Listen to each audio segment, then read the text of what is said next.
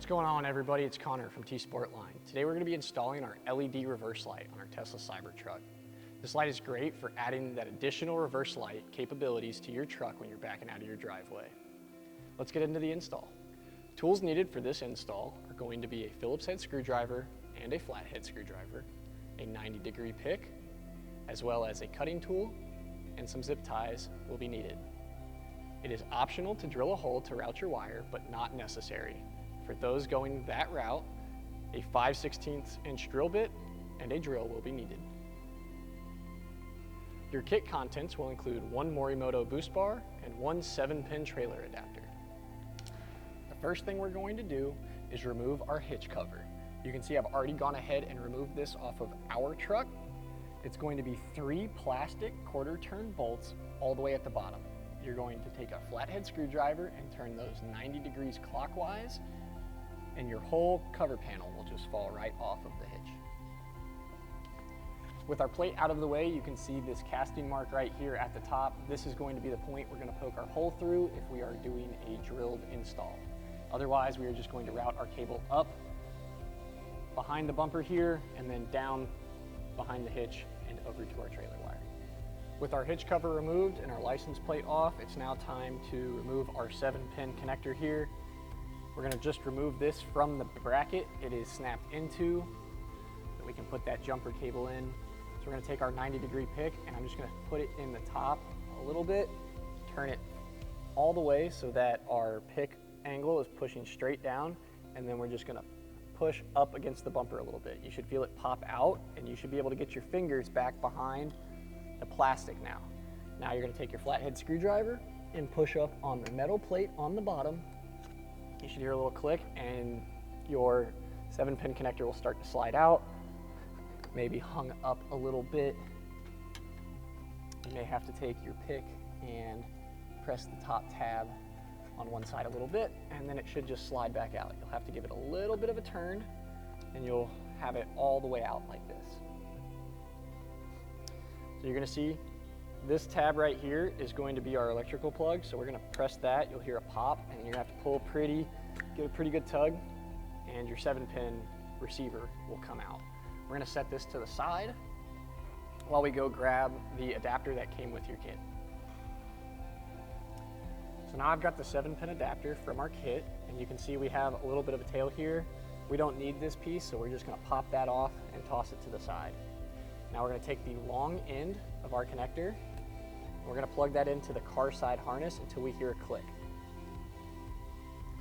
Should be able to give it a tug and not be able to pull out anymore. We're going to leave our connector here just hanging out until we get our license plate light mounted fully.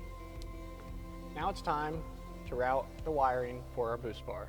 So I'm going to take our boost bar and just set it on the step of the Cybertruck here, and we're going to take the end of our cable and route it up and over the stiff plastic at the top of the bumper. And we're just going to keep pushing that down until we see it right down here behind our hitch. You may be able to put your hand up there and feel it like I just did. I was able to reach up there and grab it, and we're able to pull our harness the rest of the way through. And then we're going to take this and we're just going to hold it up roughly where it's going to sit. Kind of tuck my wire up out of the way here, about like that, to get an idea on how far we can pull our cable through. So that's about as far as I'm going to be able to get it. So I'm just going to let my boost bar hang out right there and run my cable. So you'll see these 3 color stickers right here. This is kind of the area that we want to go. You can see you can get your fingers right up behind the top of that. So you're just going to take your cable and feed it on back between that gap. And you should see it come out by your tow hitch after you push enough cable through.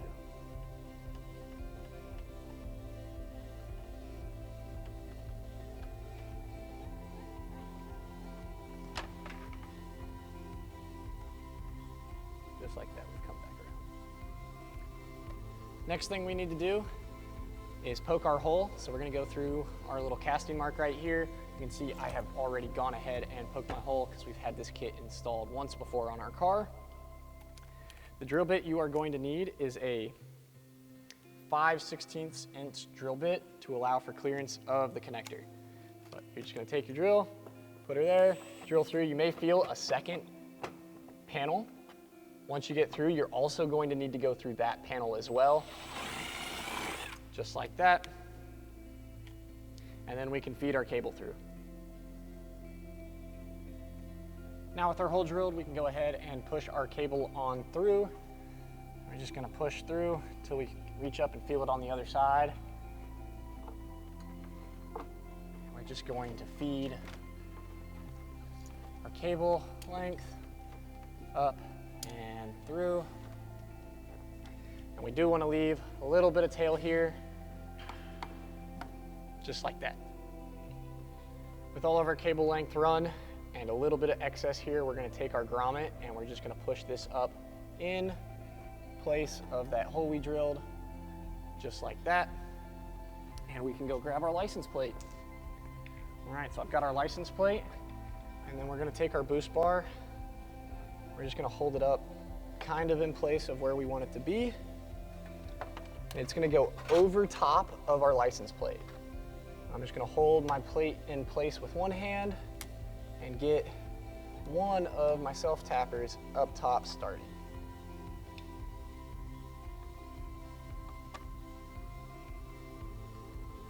Feel it grab a little bit, and then we're going to start the one on the other side.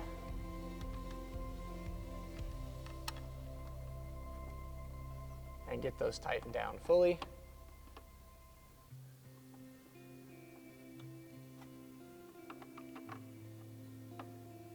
And just like that, our banger bar and plate are all mounted. You can see all of our wires are nice and hidden behind our license plate.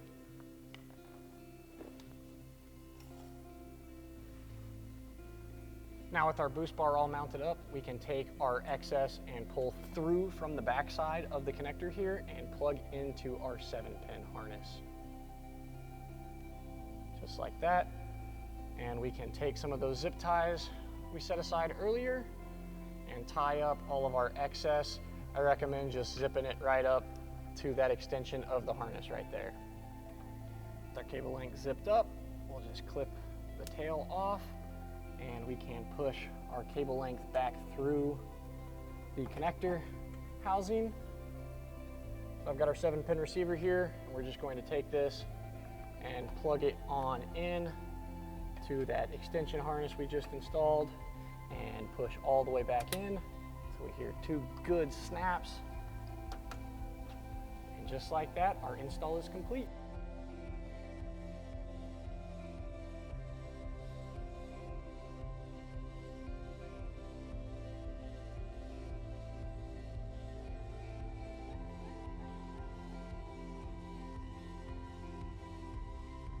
You may notice after installing this kit, the trailer light icon appears on your dashboard. This is nothing to be worried about though, just the car recognizing that we have in fact plugged something into that 7-pin harness. There is no effect on car functionality or drive. That's going to wrap it up for our install today. If you like what you see, leave a like and subscribe. If you have any questions, leave those in the comment section down below. Don't forget to check us out at tsportline.com.